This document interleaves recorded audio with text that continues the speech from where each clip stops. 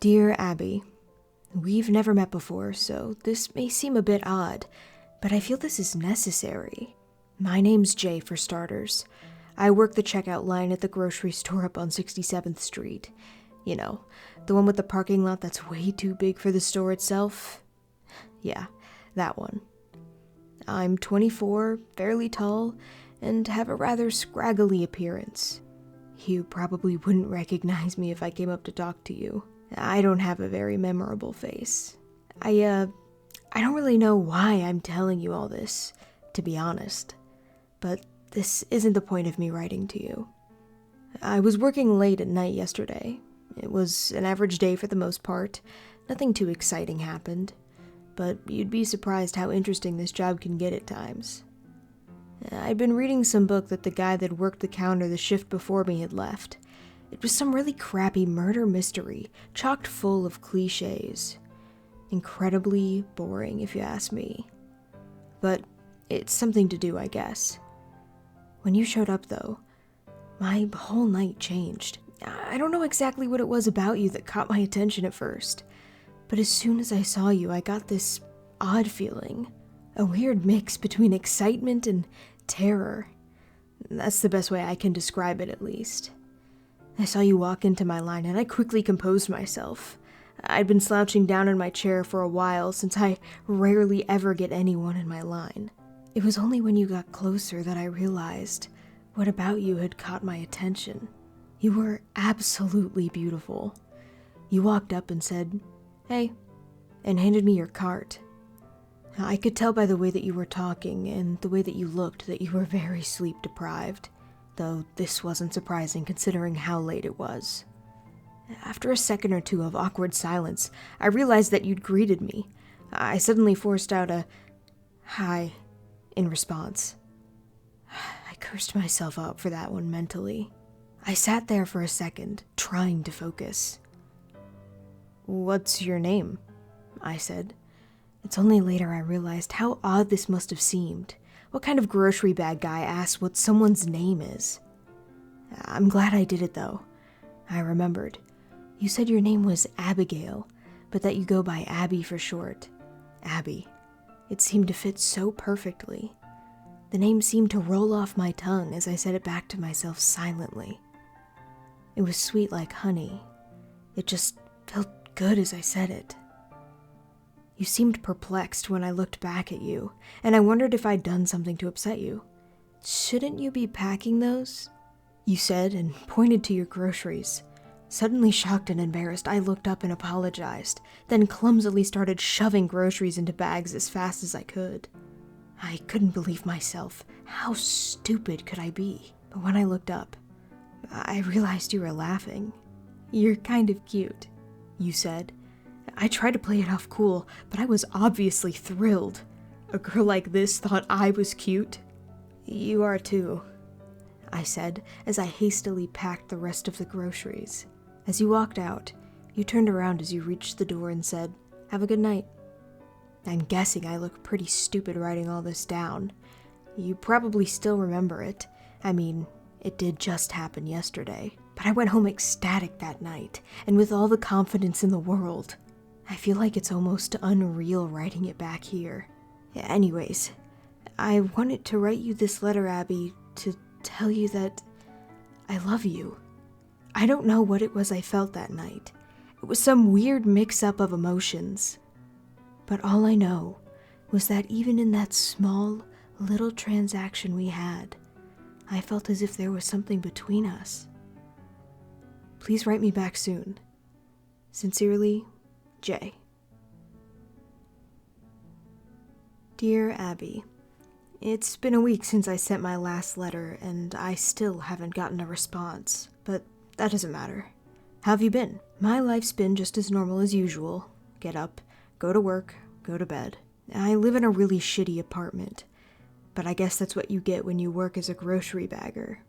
I've thought about you a lot lately, and sometimes I wonder if you still remember me. I saw you again today at work. This time, it was at a more reasonable hour, thankfully. I didn't want to bother you, to see if you'd approach me on your own. You came into my line again, which made me absolutely thrilled. This time I was less nervous. I was going to act normal no matter what you did or said. I wasn't going to let a girl like you slip through my fingers. As you walked up, you muttered something that was too quiet for me to make out, and waited at the end of the counter for me to finish packing your groceries. This obviously wasn't what I had expected, but it wasn't all too bad. You didn't seem to feel anything at all, actually. I was expecting you to either come up and talk to me, or avoid me like the plague. But instead you just walked on through as if I was another stranger. This makes me wonder if you got my last letter. You should check your mailbox more often. There was one moment where I felt something, though. I looked over briefly to see what you were doing, and at the same time you seemed to look up at me to see how far along I was. Right then, our eyes locked, only for a second or two, but in those 2 seconds, I saw so much more in you than I had seen last time. I felt as if I had known you for years, like I knew all your intricate feelings and emotions. Did you feel anything like that with me? Shortly after I'd finished packing your bags, you paid and walked out.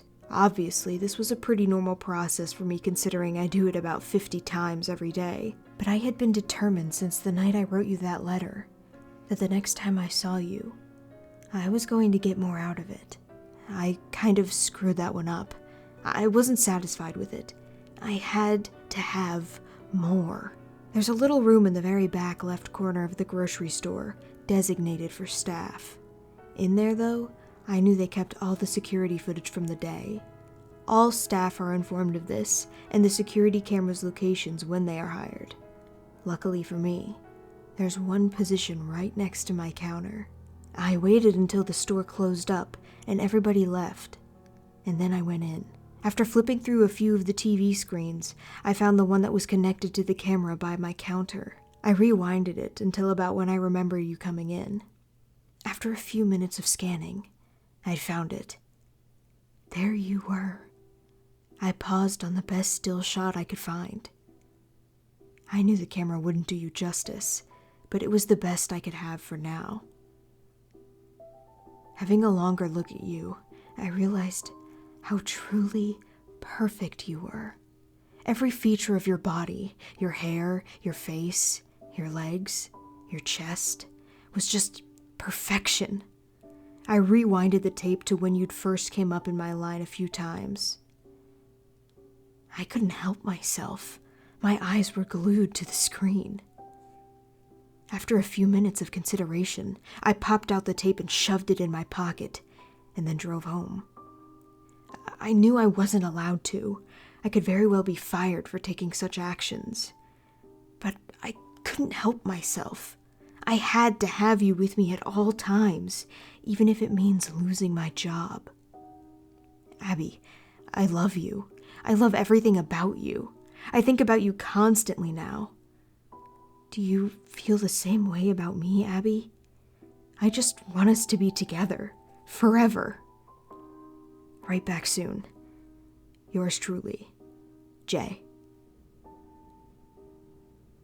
Dear Abby, it's been 3 days and I still haven't gotten a reply. Why don't you want to talk to me? I'm still unsure if you got my last 2 letters. Please tell me if you have. So, I got fired from my job. They found the missing tape. I got a call from the store owner, my boss, at 6 a.m. on Monday and was told to come in immediately.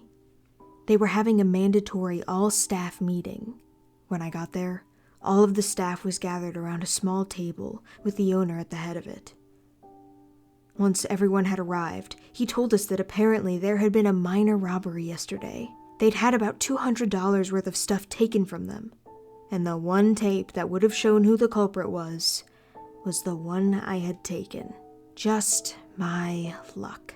He told us that no one was going to leave the room until someone confessed. After a few minutes, I finally gave in. I told him everything about how I felt, as if me and you had some kind of connection. After explaining the whole story, the entire room was staring wide-eyed at me. After I finished, I sat there in silence for several seconds. Suddenly, The store owner broke the tension. "Jay, you're fired. Get out of here now and don't come back." I did as I was told and got out of there as fast as I could. That stupid prick. He's always treated me like shit. He's been on my case since the day I got the job. I swear, he's just been waiting for me to do one little thing that could justify firing me. And the one time I slip up, he finds out. Why didn't he understand, though? Doesn't he get that you and I are meant for each other? Any rational man would have understood. Anyone put in my situation would have done that, right? I've been searching you up a lot lately. With no job, I have all the time in the world to spend learning about you. Do you know how much you can find out about someone with just a first name and a town of residence? I found out your last name is Merritt. What a beautiful name. Abby Merritt. I can't help but say it aloud whenever I think of you. I also found out you're 24, and you only live a mile away from me. I drove down to your apartment complex today. It looks very nice, much nicer than where I live. I asked to see you multiple times, but I was told that you weren't there every time. I felt more and more discouraged every time, but I was determined to see you again. After a few hours of asking, I decided to stay back in the parking lot for a while, waiting for you to come back. And after many hours of waiting, you did. It was late at night, around 10, I believe. I saw you pull up in your car and get out. I felt a sudden rush of warmth at seeing your face again. I know I have the security camera tape to look at, but it doesn't compare to seeing you in real life. I made sure to record it for later when I was at home, this time with a much higher quality camera. I wanted to capture as much detail as possible. I didn't know the next time I would see you, and the security tape wasn't enough for me anymore. I asked the woman at the front desk multiple times what your room number was, but she refused to tell me. She thought I was some sort of creep. See, Abby, these people don't understand us. They don't understand what we feel for each other. I ended up waiting in the parking lot a little while longer until someone came out. After talking to him for a bit, he told me what your apartment number was. He didn't want to talk at first, but I made him. You'd be surprised what you can make people tell you when you're holding a knife to their chest. Don't worry, I didn't hurt him too bad. But we can't have someone interfering with us. Don't you agree, Abby? I'm sick of all these people trying to keep us apart. I ended up watching you from the parking lot for a while. Once I found out your room number and how the rooms in this complex were organized, it wasn't too hard to locate. You should be more careful about shutting your blinds, you know. I was easily able to watch you from the parking lot. I can't get you out of my head anymore. Ever. All I do is watch that video I took of you over and over. Abby, I want to be with you forever. I want to wake up in the morning to see you next to me in bed. I cannot wait until the next time I see you again.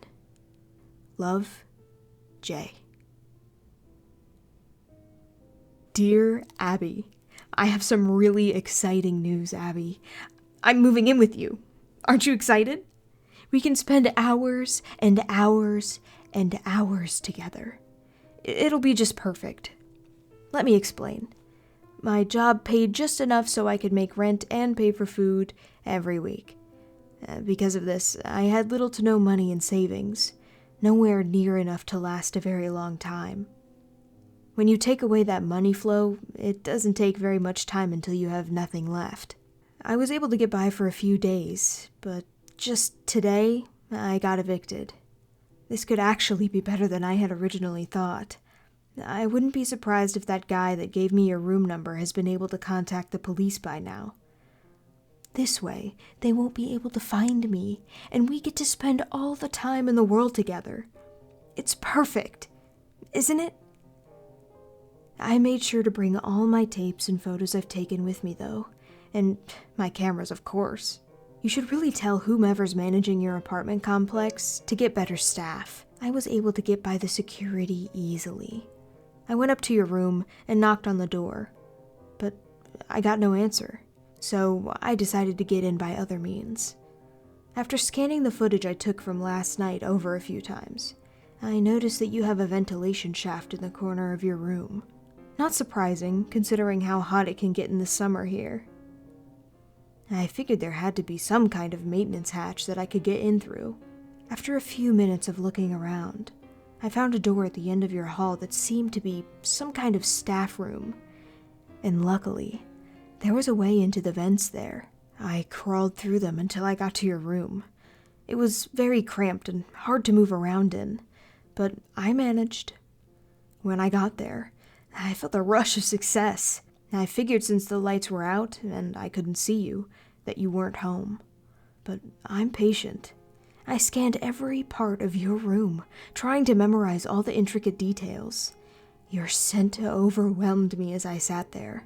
I had caught it briefly during the 2 times I saw you at the store, but never this strong. It was mesmerizing. I couldn't quite place my finger on it, but it reminded me of something.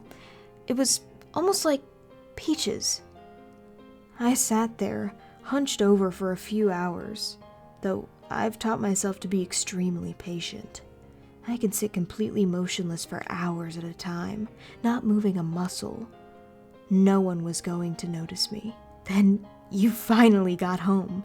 I felt a wide smile form on my face the second I heard the door open. There you were, my love. Of course, you took no notice to my presence.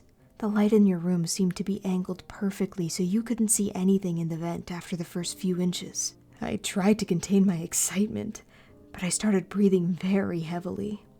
I tried to cover it up as best I could, but it was hard.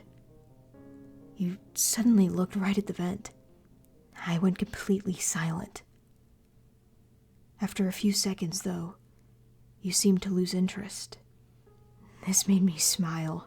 This was the perfect spot. I could tell I had startled you, though. All throughout the night, you were turning over in your sleep to look at the vent. People seem to have a sense for when they are being watched. It can send them into complete panic. Don't try to fake it, Abby. I can tell when someone's awake. When someone's truly scared, sleep becomes impossible. Why are you so scared anyways? It's just me. Why would I scare you? You do love me, right? You know I love you. I'm looking forward to spending every day with you now, Abby. Write back if you can. Love, Jay. Dear Abby, I saw you wake up this morning. I didn't sleep a wink last night. You were too enthralling. I spent the whole night watching you. I couldn't help it. Anytime I tried to look away, my eyes seemed to be drawn back a few seconds later. You look even more amazing when you're sleeping, you know. You'd be surprised how much you can learn about a person's personality by watching them sleep. I was tempted to get out of the vent to get a better view of you multiple times in the night, but I resisted the urge. I couldn't have you figuring out I'm here. Not yet, at least. You seemed to spend a lot of time in your bathroom in the morning. I assumed you were taking a shower or putting on makeup. Why would you do that, Abby? Anything you could do to change the way you naturally look would only cover up your true beauty. Why would you want to do that?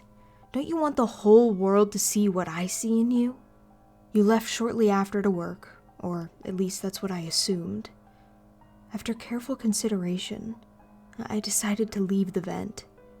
I slid my hands through one of the slits and felt around for one of the bolts. The surface of the vent was very smooth, which made them very easy to find.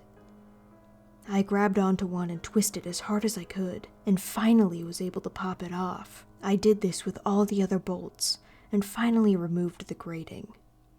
The first thing I did was go over to the bathroom. I quickly disposed of everything I could find that you could use to mask your face. That stuff disgusts me. This way, everyone will get to see how truly beautiful you are. I also found something else in there. your hairbrush. I grabbed it and brought it up close to my face to examine it. It was a dull blue with a very thick rounded handle. But that wasn't what interested me. The hairs. That's what made me so interested. I took a few good minutes to pull every one of them I could see out and line them up on your counter. I counted them. I got 59. This pleased me greatly. I quickly scooped them up and put them in my pocket. I spent the rest of the day going through your stuff to learn more about you, your interests and such. I take it you're a big movie fan, Abby? I found your collection in the back of your closet. I have to say, it was quite impressive. I found something else in there that made me mad. A picture of you with another man. It disgusted me just to look at him, holding you like he owned you. I'm the only one that can have you, Abby. No one else. About 8:30, I considered starting to get back into the vent, since that's usually about when you get back from work. Then, I had another idea. I looked at your bed. The blankets hung low enough to the floor that you couldn't see underneath the bed unless they were lifted up. I first screwed the vent grating back on and slowly slid under with a smile on my face and waited for you to get home. When you finally came in, you looked completely pale, and I noticed someone else came in behind you. They were talking to you about hearing noises from your room throughout the day. I mentally yelled at myself. I would need to be more careful from now on. Going under the bed had been a good idea, though, since obviously your first thought was to check the vent. You thanked the person, and they left. Finally, you and I were alone. I sat there in silence until you went to bed. It seemed to be an eternity before you did. I wanted to get a closer look at you tonight, and this was my chance. You got in bed and turned off the lights. I was cautious, though. I waited for hours to make sure you were asleep. And when I was sure you were, I slowly slid out from under the bed. And I saw you there. You looked absolutely stunning. Every curve of your body was perfect. Every little detail was beautiful. I was just in awe looking at you. I reached out my hand, and I started to stroke your face. It was soft, like silk. Suddenly, you seemed to turn and started to wake up. Horrified, I quickly slid back under the bed, trying to be as quiet as possible. After a few seconds, I saw you get out of bed and look around. I could sense your fear, even without looking at you. You should feel calm with me around, Abby. I'll protect you, Abby. No one will ever touch you but me. I'd kill someone for you, Abby. I made sure to pay attention today. You didn't bring in my letter from yesterday, or any mail at all. You must just not check your mailbox. I'm going to change that, though. I'm going to leave this one on your desk tomorrow. Oh, I forgot to mention. I'm making something special for you. Check in your closet after you read this. Yours forever, Jay. Dear Abby, I spent more time today working on the surprise while you were at work. You're really gonna love it, Abby. I've put a lot of work into it, you know. I spent a few hours today putting the finishing touches on it, and I think it's finally ready for you to see. You got home at 8:30 again, and you saw the letter laying on your desk almost immediately. I started to smile as I saw you open it, waiting to see your reaction. It was really quite interesting watching your face. I could see all of your different emotions and thoughts. You seemed to be confused at first, then shocked, then horrified. You started to shake violently, and I saw that you were starting to cry. Do you not like me, Abby? Why were you crying? Do you not love me? Do you not love me, Abby? Everything after that was a blur. You looked over to the closet while still sobbing. You seemed to be contemplating whether to open it or not. Instead, you ran past it and out the door. When you came back, you had all my letters in your hand and started going through them. At some point, you seemed to break down and curl up on the floor, tears still rolling down your face. I could tell you were desperately trying to say something, anything, but you were too paralyzed in fear. After about 10 minutes, I saw you look under the bed, in the vent, anywhere I could be. You see though, Abby, I'm smarter than that. I knew you'd look in those places. I found a better place after I finished your surprise. You'll never find me here. No one will. Isn't it great? I can watch you forever and ever, and there's nothing you or anyone else can do about it. You hadn't found your surprise yet though, Abby, and I could tell you were still thinking about it. I saw you look over to the closet. I knew you wanted to open it, but at the same time, you were nervous. What was going to be in it? What would you find? This couldn't last forever, though. You and I both knew that. I watched you slowly walk over to the closet, fumbling with the handle, trying to get a firm grasp on it. Suddenly, you flung the doors open and saw it. It was a scrapbook of me and you. I saw you flipping through the pages and you seemed to be shocked. Do you not like it, Abby? I got pictures of you and I when you weren't looking. Pictures of you sleeping. Pictures of you at your computer. I'd scattered the hairs I had collected throughout it, along with pictures of couples together. Of course, with our faces on them, though. I got that picture of you with the other guy, and I put it in the very back. Except, I didn't leave it like it normally was. I scratched that little prick's face off. I hated him so much. If I knew who he was, I would hunt him down and make him suffer. Don't you get it, Abby? No one can have you but me. Me and you are meant for each other. No one else. I watched you sob for another 30 minutes and then got up and run out of your apartment. Shortly after, you came back with multiple policemen. This shocked me. Did you not like the surprise, Abby? Why would you bring these people into our room? They'll never find where I am. But if they did, it could ruin everything. All my work for the last few weeks would be for nothing. You wouldn't want that, right, Abby? I'm exhausted from today's work, and as much as I love you, I need to sleep, Abby. Have a good night. I love you. Love, Jay. Dear Abby, do you see what you've done, Abby? Do you see what you've done? I woke up at 8 a.m. to see you frantically packing your bags. I was confused at first, but then I understood. You were leaving me. You don't love me. You don't love me.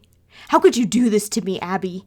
You were the only thing I wanted in life. I had nothing else to live for. But when I first met you, I saw a shimmer of hope.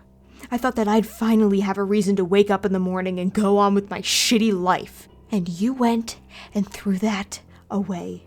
How could you do this to me, Abby?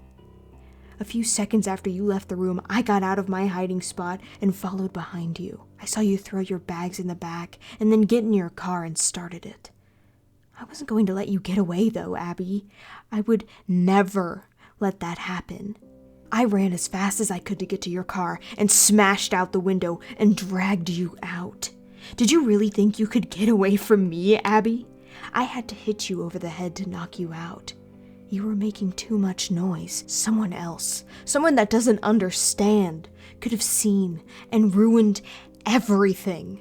Well, I had a plan for if you reacted like this. I drove out to the storage unit at the edge of town. I'd reserved a slot the day I decided to move in with you. I drove up and unlocked it. I grabbed you and carried you inside it with me. It had only been a few minutes, so you were still unconscious. I made sure to check through your pockets to make sure you didn't have your phone with you. I set you down at the very back of the small room. Then I got in and lowered the door. I called the owner of the storage unit and told him that I had visited my lot the other day and forgotten to lock it, and asked him if he would mind locking it for me. Of course he said yes, and I hung up. I then threw the phone on the ground and stomped on it to make sure that it would never work again. Shortly later, I heard the owner come up and lock the door.